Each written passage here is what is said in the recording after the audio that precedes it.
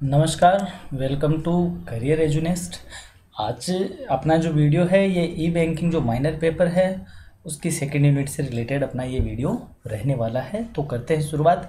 आपने अगर first unit का अभी तक क्लास नहीं देखी है तो आप हमारे प्लेलिस्ट में जाकर वो क्लास देख लीजिए। हम सारी ही क्लासेस बहुत ही सिस्टमेटिक वे में आपके यहाँ अपलोड कर रहे हैं। तो सेकेंड यूनिट में हम क्या पढ़ने वाले हैं, online banking, meaning, concept, electronic delivery से channels, need for computerisation, automatic teller machine यानी ATM, electronic fund transfer EFT, usages and computerisation in clearing houses. तो ये आज की सेकेंड यूनिट का सिलेबस है। करते हैं शुरुआत। क्या होता है ऑनलाइन बैंकिंग का मीनिंग एंड कॉन्सेप्ट। जैसा कि हमने पीछे पढ़ा है दोस्तों कि इलेक्ट्रॉनिक मीडिया के माध्यम से यानी इलेक्ट्रॉनिक गैजेट्स के थ्रू हम जो बैंकिंग सर्विस परफॉर्म करते हैं, बैंकिंग सर्विस को यूज करते हैं, तो उसे बोलते हैं ई बैंकिंग। तो बात करते हैं वही ऑनलाइन बैंकिंग है। तो online banking refers to the process by which customers conduct financial transactions through the internet using banks secure website और मोबाइल एप्लीकेशन। यानी बैंक की वेबसाइट या मोबाइल एप्लीकेशन के थ्रू कंज्यूमर अपने फाइनेंशियल ट्रांजैक्शन इंटरनेट को use करते हुए perform करता है, तो उस प्रोसेस को क्या कहते हैं, ऑनलाइन बैंकिंग कहा जाता है। Online banking refers to the use of internet and digital platforms by banks to offer banking services to customer. यानी कि ऑनलाइन बैंकिंग का मतलब होता है इंटरनेट और डिजिटल प्लेटफॉर्म का यूज करते हुए कस्टमर को बैंकिंग सर्विसेज प्रोवाइड करवाना, वो क्या होता है, ऑनलाइन बैंकिंग होता है। It allows customers to perform banking activities such as fund transfer. Online banking से बैंक जो कस्टमर है वो क्या क्या एक्टिविटी कर सकता है, fund transfer, bill payment, account balance check and many more, any time anywhere using computer और स्मार्टफोन। यानी आप अपने कंप्यूटर और स्मार्टफोन का यूज करके कभी भी कहीं से भी अपने फंड ट्रांसफ़र कर सकते हो, बिलों का पेमेंट कर सकते हो, अकाउंट के बैलेंस चेक कर सकते हो और भी कई सारी एक्टिविटी या फाइनेंशियल ट्रांजैक्शन परफॉर्म कर सकते हो। ये सब अलाउ करता है कौन, ऑनलाइन बैंकिंग। बढ़ते हैं आगे। इलेक्ट्रॉनिक डिलीवरी चैनल क्या होता है, यानी electronic delivery channels refer to the various digital platforms and systems that banks use to provide banking services to customers without requiring them to visit the branch। यानी कि हमें फिजिकली बैंक में जाने की ज़रूरत ना पड़े, तो उसके लिए हमें एक ऐसा प्लेटफॉर्म, ऐसा डिजिटली प्लेटफॉर्म प्रोवाइड करवाना जिससे हम वो बैंकिंग ट्रांजैक्शन या ये बैंकिंग सर्विस यूज कर सकें। उस चैनल को क्या कहा जाता है, इलेक्ट्रॉनिक डिलीवरी चैनल्स। यानी कि हमें बैंक जब अपनी सर्विस देगा तो कोई ना कोई डिजिटल प्लेटफॉर्म के थ्रू हमें वो सर्विस देगा, तो उस पूरे चैनल को ही क्या कहा जाता है, इलेक्ट्रॉनिक डिलीवरी चैनल कहा जाता है। It helps in reducing physical workload on banks. इससे बैंक पर जो फिजिकल वर्कलोड होता है वो कम हो जाता है। इम्प्रूविंग कस्टमर सेटिस्फेक्शन, कस्टमर की सेटिस्फेक्शन में इम्प्रूव हो जाता है। एक तो आपको क्या लाइन में लगना पड़े, लाइन में लगकर आप अपना बारी का इंतज़ार करो, उसके बाद आप वो काम करो, तो आप वहाँ थोड़े इरिटेट हो जाते हो। तो ऑनलाइन हमें इतनी ज़्यादा झंझट होता नहीं है, तो कंज्यूमर्स जो सेटिस्फेक्शन है वो भी बढ़ती है। साथ ही में it enhance the speed and accuracy of transaction. इससे ट्रांजेक्शन की स्पीड बढ़ती है, साथ में एक्यूरेसी भी बढ़ती है।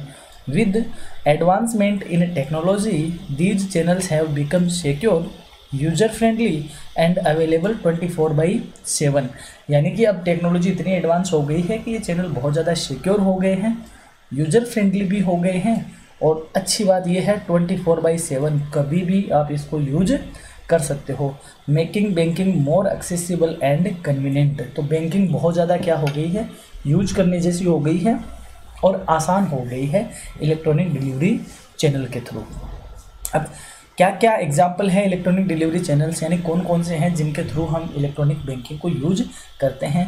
पहला internet banking, second mobile banking, third ATM, fourth POS terminals यानी पॉइंट ऑफ सेल्स या पॉइंट ऑन सेल्स, यानी जहाँ पर हम मशीन में अपना जो कार्ड है उसको स्वेप करवाते हैं, दैट इज़ पॉस। कियोस्क यानी कि हम ई मीटर पे जाके बैंकिंग एक्टिविटी को परफॉर्म करते हैं। फ़ोन बैंकिंग यानी कि मोबाइल के थ्रू यानी टेलीकॉलिंग के through, that is phone banking. तो ये सारे क्या है, इलेक्ट्रॉनिक डिलीवरी चैनल्स है। बढ़ते हैं आगे, नीड फॉर कंप्यूटराइजेशन। अब देखो बैंकों में कंप्यूटराइजेशन की नीड क्यों है दोस्तों। देखो अभी आप जो जनरेशन है, जो जेड जनरेशन, मोस्टली वही बच्चे हैं जो अभी कॉलेज में आए हैं।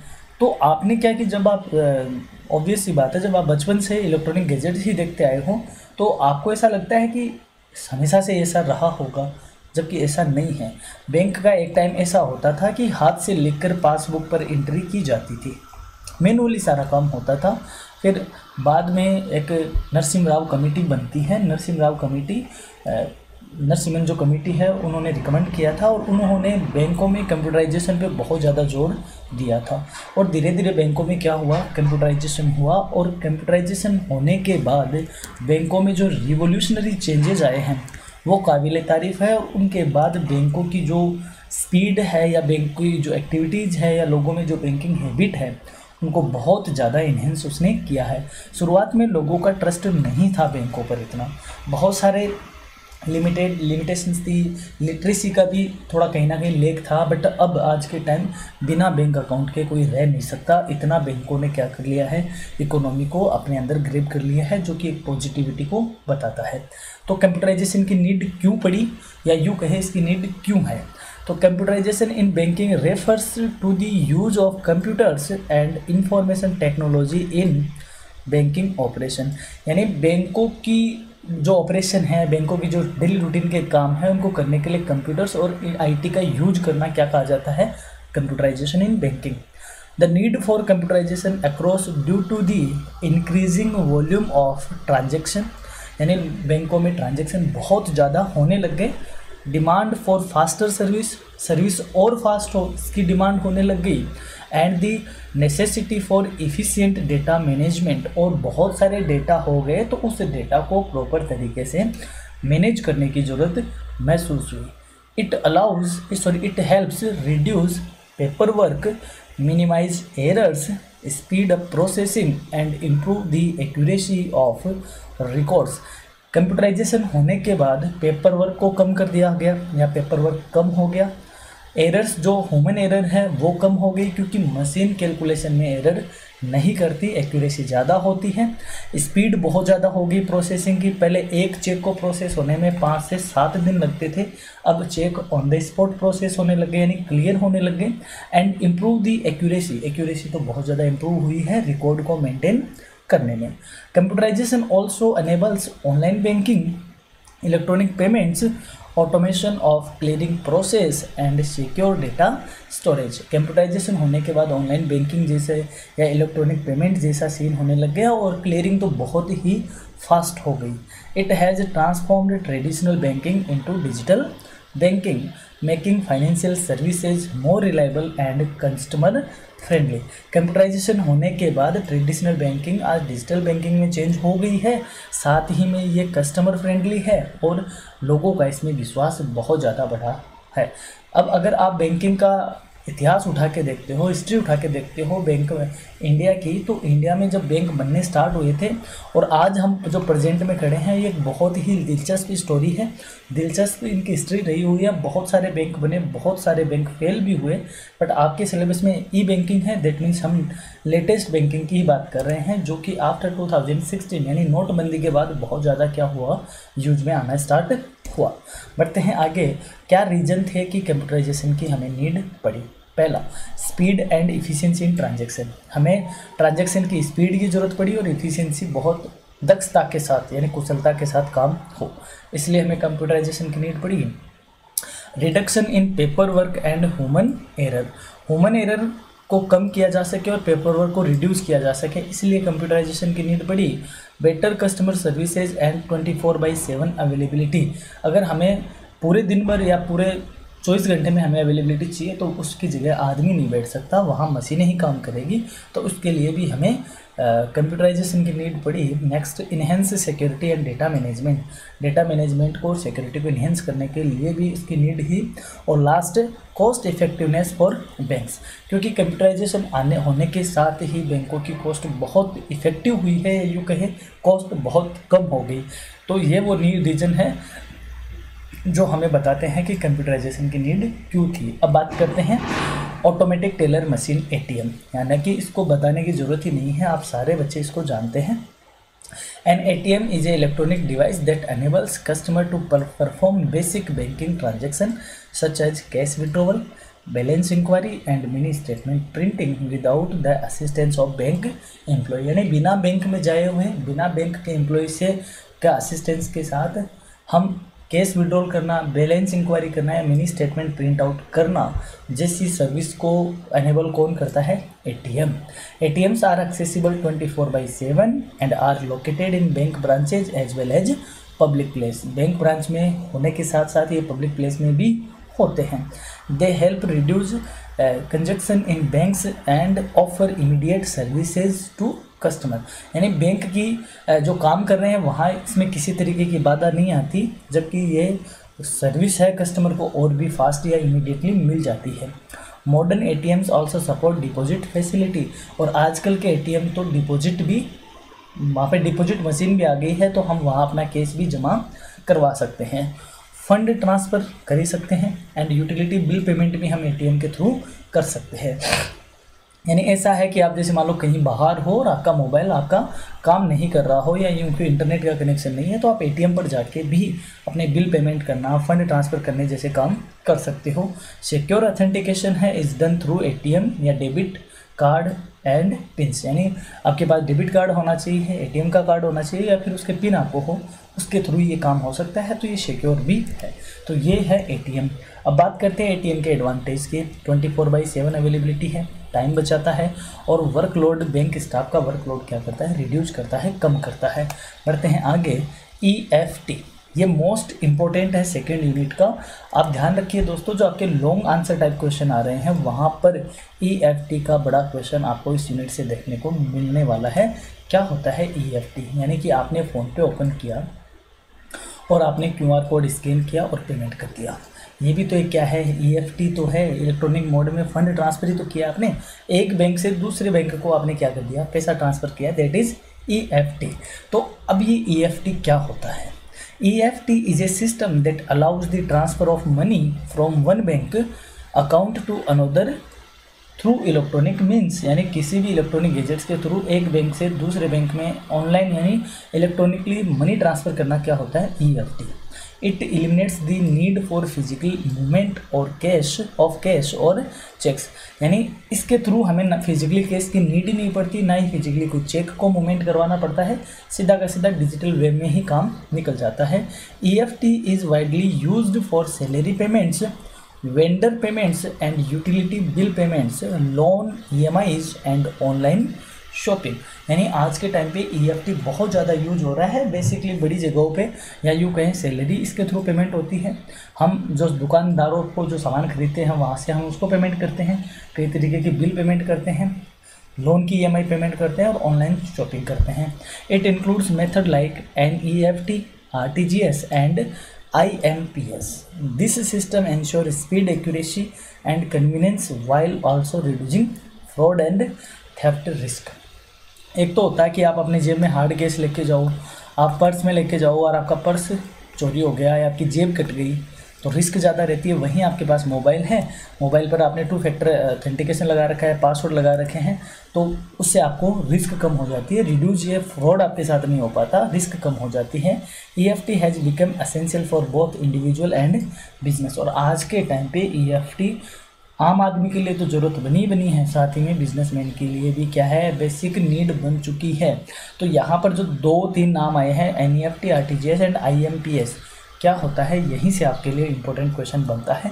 तो हम तीनों को अलग अलग से पढ़ लेते हैं। NEFT, इसका पूरा नाम जरूर ध्यान रखिए दोस्तों, national electronic funds transfer, NEFT. यानी बेसिकली आपने कईयों से सुना होगा कि हमने नेफ्ट करवा दी है हमारे अमाउंट की, तो नेफ्ट क्या होता है? पहली बात तो ये किस तरह का टाइप में आता है? Deferred settlement. डेफर्ड सेटलमेंट का मतलब होता है बैच वाइज।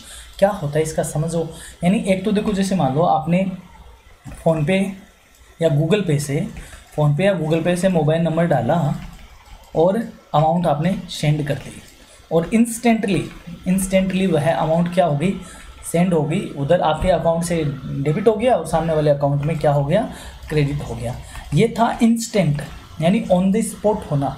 लेकिन अगर मान लो बैंक है, सॉरी बैंक क्या, बिजनेसमैन हो और एक बड़ी अमाउंट वह करते हैं, तो वो चाहते हैं कि मेरा जो ट्रांजैक्शन है वो क्या हो, सिक्योर हो, क्या हो, सिक्योर हो। तो बैंक क्या करता है, इसको इंस्टेंटली ट्रांसफ़र नहीं करता। यानी कि फॉर एग्जांपल आपने 10 बजे नेफ्ट इनिशिएट की, मैंने 10 बजे आपने नेफ्ट लगाई, तो बैंक क्या करता है इसको, जैसे मान लो 10:05 पे आपने नेफ्ट लगाई, तो बैंक क्या करता है इसको 10:30 बजे वाला एक बैच बनाता है।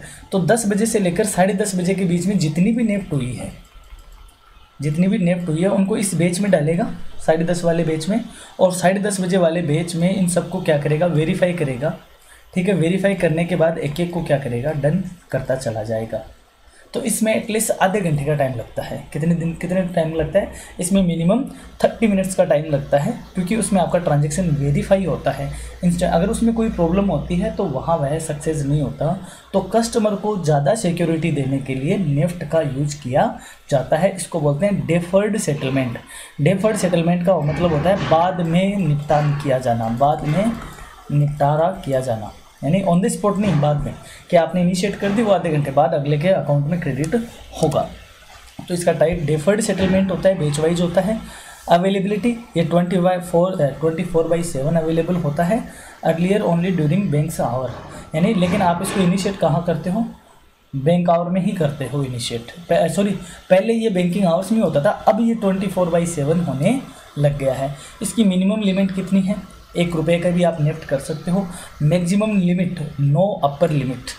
ये अलग अलग बैंकों के स्पेसिफिक है, फिलहाल इसकी वैसे कोई अपर लिमिट नहीं है, बट आप इसमें यूज भी कर सकते हो।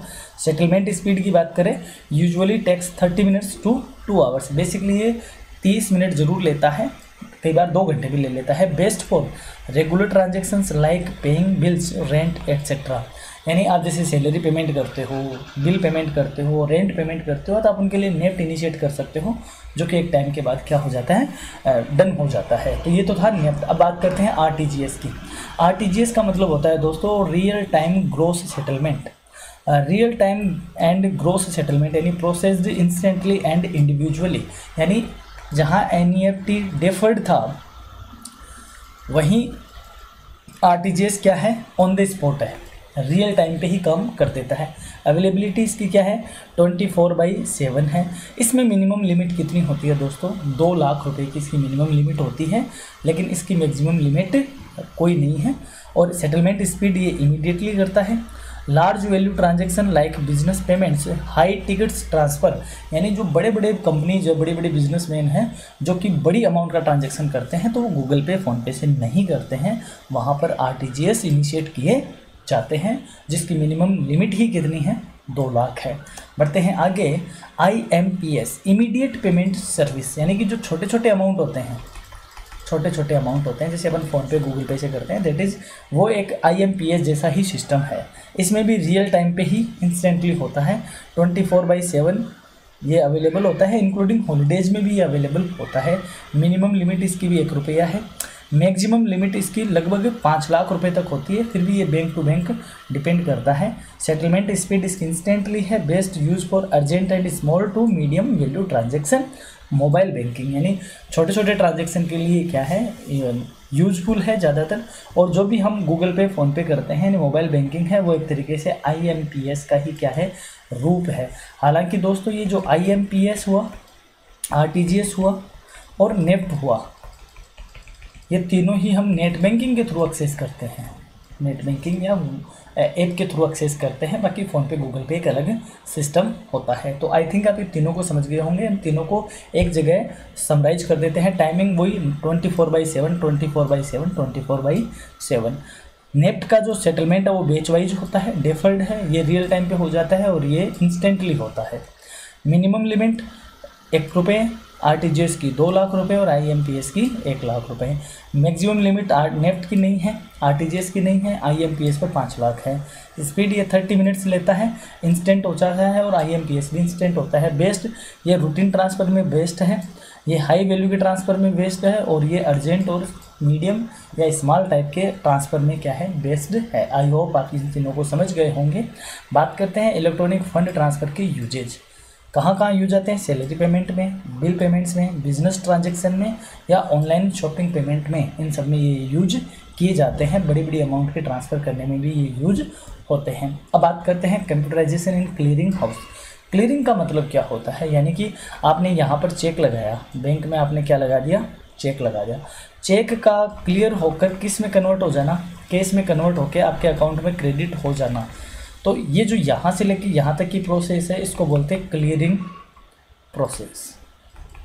क्या बोलते हैं, क्लियरिंग प्रोसेस। और ये प्रोसेस किसके थ्रू होना, कंप्यूटराइजेशन के थ्रू होना, that is computerization in clearing house. यानी क्लियरिंग करने में कंप्यूटराइजेशन का क्या रोल है। तो पहला बात करते हैं, clearing houses are institution where inter bank transactions such as cheque settlement are processed. यानी चेक के सेटलमेंट, यानी चेक अलग अलग होते हैं। देखो SBI का चेक हो गया, फॉर एग्जांपल आपने मेरे से पेमेंट लिया, मैंने आपको SBI का चेक दिया और आपका अकाउंट किस में है, HDFC में।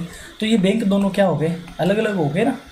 तो इंटर बैंक ट्रांजेक्शन में भी ये बहुत ज़्यादा चेक सेटलमेंट करने में भी काम आता है। यानी कि क्लियरिंग हाउस का मतलब यही होता है कि इंटर बैंक ट्रांजेक्शन जैसे चेक का सेटलमेंट है वो इसमें प्रोसेस किए जाते हैं। Earlier the process was manual and time consume.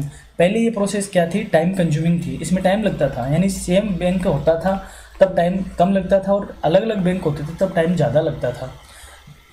लेकिन कंप्यूटराइजेशन के साथ cheque clearing is now faster, accurate and more secure.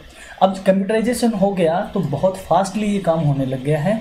The use of MICR, यानी MICR का पूरा नाम होता है magnetic ink character recognition and CTC cheque truncation system, यानी चेक की इमेज बनाकर इलेक्ट्रॉनिक मोड में उसको प्रोसेस करवाना, has revolutionized the clearing system. अब देखो चेक को आप इलेक्ट्रॉनिक तौर पे भी क्या कर सकते हो, प्रोसेस कर सकते हो, या MICR आने के बाद ये अलग तरीके से और फास्टली प्रोसेस होने लग गया है। These technologies can scan and verify checks electronically। यहाँ पे इलेक्ट्रॉनिक तौर पे अपने आप ही चेक वेरीफाई हो जाता है। रिड्यूसिंग डिलेज एंड फ्रॉड्स, जो कि डिले को तो रिड्यूस करता है, साथ में फ्रॉड और रिस्क को भी रिड्यूस करता है। Computerization has enable same day और नेक्स्ट डे क्लियरिंग। अब कंप्यूटराइजेशन आने के साथ ही या तो सेम डे ही क्लियर हो जाता है या नेक्स्ट डे क्लियरिंग हो जाती है, which enhance customer trust and operational efficiency, जो कि कस्टमर के ट्रस्ट को बढ़ाता है और बैंकों की ऑपरेशनल एफिशिएंसी को भी इन्हेंस करता है। तो ये था computerization in clearing houses. Benefit क्या है कंप्यूटराइजेशन का क्लियरिंग हाउसेस में, फास्ट चेक क्लियरेंस, चेक जल्दी से क्या हो जाते हैं, निपटान हो जाता है, प्रोसेस हो जाते हैं। रिड्यूस्ड फ्रॉड, धोखाधड़ी को ये कम करता है। बेटर रिकॉर्ड कीपिंग, रिकॉर्ड बहुत ज़्यादा बेटरली तरीके से क्या किए जाते हैं, रिकॉर्ड किए जाते हैं, कीप किए जाते हैं। इंटर बैंक कोऑर्डिनेशन, अलग अलग जो बैंक है, दो बैंक है उनके बीच में क्या होता है, अच्छा कोऑर्डिनेशन बनता है। तो ये यहाँ पर इसका क्या है, फ़ायदा है। तो ये थी दोस्तों अपनी ई बैंकिंग जो सिलेबस आपका पेपर है माइनर, उसके सेकेंड यूनिट की क्लासेस हम यहाँ पर सारी क्लासेज आपके लिए ला रहे हैं। तो अगर आपको क्लास अच्छी लगी है तो ज़रूर लाइक करें, अपने दोस्तों के साथ शेयर करना ना भूलें, उनको बताएं कि हाँ आगाज़ हो चुका है इस सेमेस्टर की क्लासों का। तो अभी से ही आप तैयारी पे जुट जाइए, छोटी छोटी क्लासेज आप रोज़ देखते रहिए ताकि आपकी एग्ज़ाम की जो प्रिपरेशन है बहुत बेटर हो सके। वैसे भी गर्मी के लू के थपेड़े चल रहे हैं, आपको बाहर निकलने की नीड ही नहीं है, आराम से घर पर ही आप अपनी स्क्रीन पे ये क्लासेस देख सकते हो। हाँ, नए हो तो चैनल को सब्सक्राइब करना ज़रूर मत भूलिएगा और मिलते हैं जल्दी ही नेक्स्ट वीडियो में। तब तक के लिए ध्यान रखिए, ख्याल रखिए, मिलते हैं, करते हैं मुलाकात। Thank you.